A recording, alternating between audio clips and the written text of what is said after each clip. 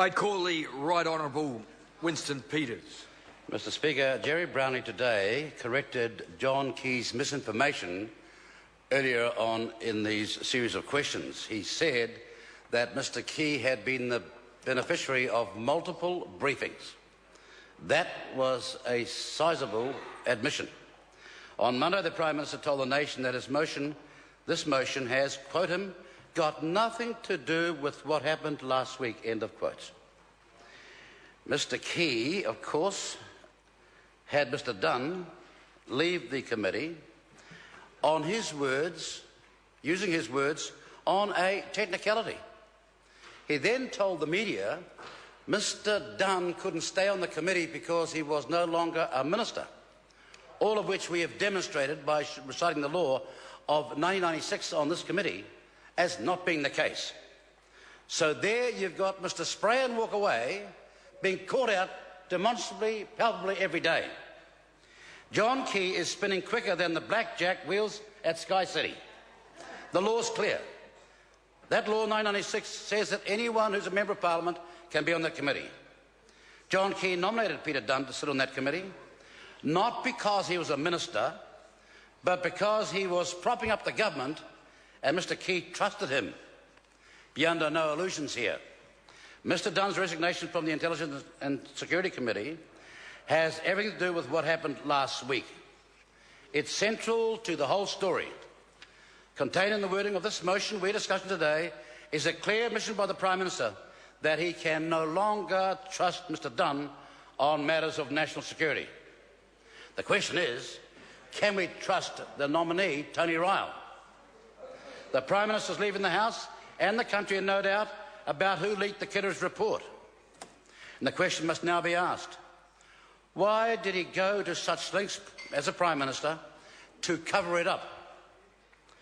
Why did he choose David Henry, and neither David Henry, his inquirer, sought the powers to get to the truth, or Mr Key give him the powers to get to the truth? Those questions are fundamental, and they are not laughing matters.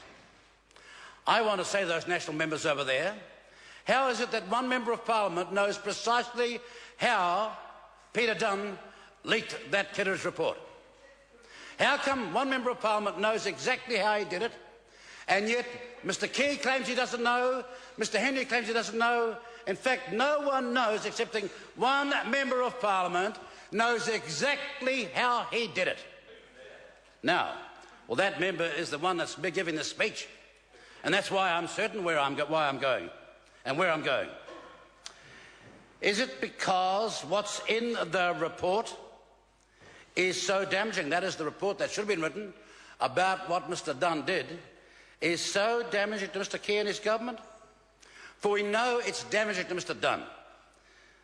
The material is comical and sad, and is also as worthy of a psychological study. But we'll get to that sometime in the future. But what Mr Key is doing is allowing and pervading a cover-up.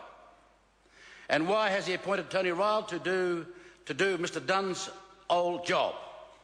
It became apparent to the Prime Minister in his interviews that he is not just absolutely perplexed about this appointment, but he's set on spreading bulldust as wide as he can.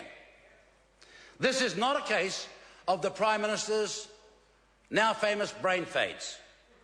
It's not a case of the Prime Minister getting lost in the detail. Rather, it's indicative of John Key's willful, irresponsible ignorance as the Minister in charge of the DCSB to do his duty.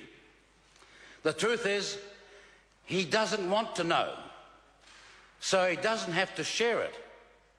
There is the corpse.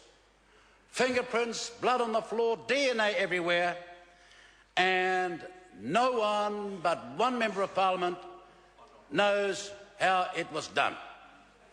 He doesn't want to spell out exactly, Mr Key, who was leaking what and when.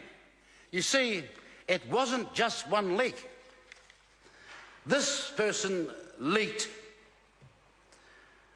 There are reports on the morale of the GCSB. There was a leak about the new head and appointment of the GCSB. There were leaks about the review of the GCSB, leaks about the briefing that was coming up on the GSB, leak about the Security Intelligence Committee's proceedings, and there were other leaks as well. And all those leaks, the Prime Minister and his colleagues over there that call themselves the National Party don't want to know. There's an acrid stench rising from those benches, an acrid stench of ignorance, and they might be sitting there embarrassed, but I'm asking Mr. Bennett from Hamilton over here.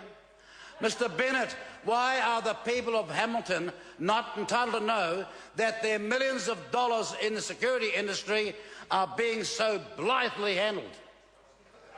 Where would you get a parliament? Where would you get a parliament where members of parliament say, we will put somebody on the committee who will do everything to serve our bidding, and he will engage in the cover-up. He won't ask who's leaking. He won't ask the import of these leaks. He won't ask how embarrassing it is internationally. He'll just sit there and make sure there is a cover-up. Mr. Dunn is not qualified by his own actions already. This Parliament is asked to trust Mr. Dunn, Mr. Tony Ryle, to go onto the committee and represent it, to oversee the intelligence and security issues of this country. I have no confidence in Tony Ryle, and the reason is he's already involved in the cover-up. And so you've got two members of the committee who want to know more, Russell Norman and David Shearer, and now you've got a member of the committee who doesn't want to know, who wants to engage in the willful ignorance. This has been a cover-up from the word go. Look at the terms of reference given to David Henry. No mention of Mr. Henry having the power to access the information, the electronic information in 5 sets of it. No reference about those powers whatsoever. And then you go to the Henry report, page 2, and it's there. Cheap, obvious, not even clever. He says, I could have got from the State Service Commissioner all the powers if it was a civil servant. I could have got, next paragraph, the support of the Prime Minister with respect to cabinet ministers. And then the next paragraph he says this, that someone who came under suspicion was the leader of a political party. He didn't say another minister. Why did he distinguish that? Mr. Dunn being leader of a party and not a minister.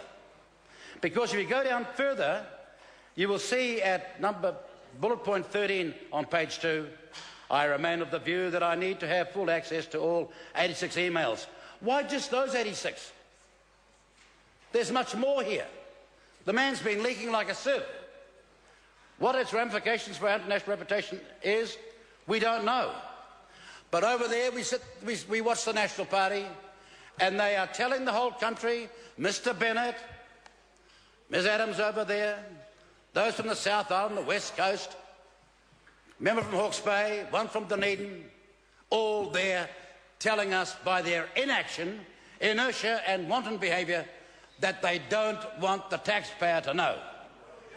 Heavens, it must be embarrassing to behave like that. It must be extraordinarily embarrassing to go on the hustings and say, my number one duty is to serve the country and look after the security of its people.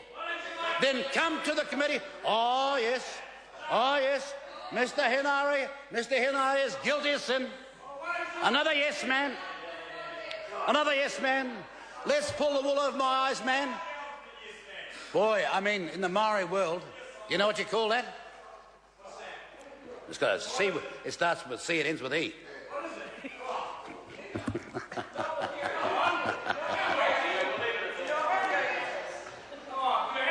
Mr. Henare, does that member want the powers to find out the truth? Mr. Henare, does that member there want the powers to have the truth? No. Does he want to know? Does he want to know who leaked the report? No. Does he want to know why Winston Peters knows how he leaked the report? Oh no, he doesn't want to know that. He doesn't want to know that, does he? No. Does he want to know why we spent all that money on... Yes, does he want to know why we spent all that money on Mr. David Henry and he never got to the truth? No. One last sentence, Mr. Speaker. As Muhammad Ali would say, if Mr. Key even dreams that this is going away, he should wake up and apologise.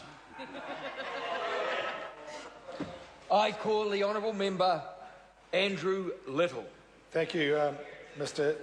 Speaker. I take a call on this very important